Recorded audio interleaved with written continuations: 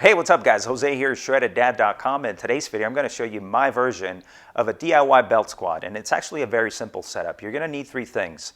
You're going to need a dip bar, a dip belt, and then a rack.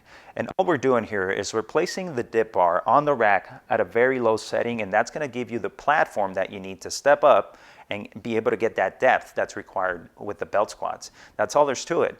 Now, one thing you want to make sure though is that you want to make sure that your rack is actually bolted securely to the ground or to the wall like the one I have here. And the reason for that is because you're going to be placing a lot of weight, uneven weight, on the outside of the rack, and the last thing you want to do is for that thing to tip over on you.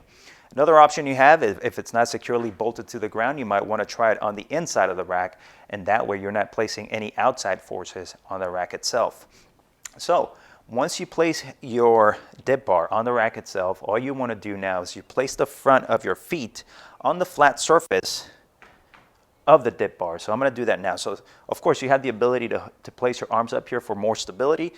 Place your foot on the flat surface, place the other portion of the foot, the front portion of your foot, on the flat surface of the dip bar, and now all you do is hang on and do your squat.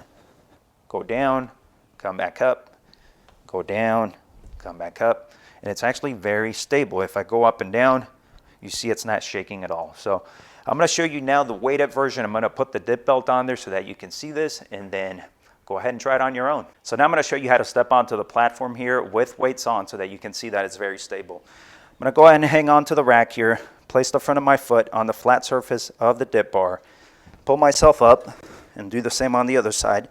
Place the foot on the flat surface, and then I'm ready to go. I just want to make sure you hang on to the rack, and then go ahead and do your squat.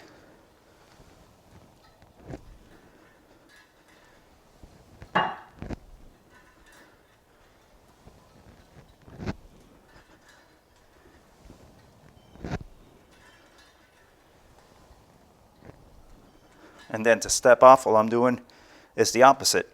Take one foot down, other foot off, and that's all. That's the belt squat. So that's all there's to it. That's my version of the DIY belt squat. If you like the information in this video, make sure you give it a thumbs up. Leave me your comments and questions down below. And don't forget to subscribe to the channel so that you don't miss the latest uploads. And for more home gym tips, make sure you visit my website, shreddeddad.com. Thanks for watching. Have a great day.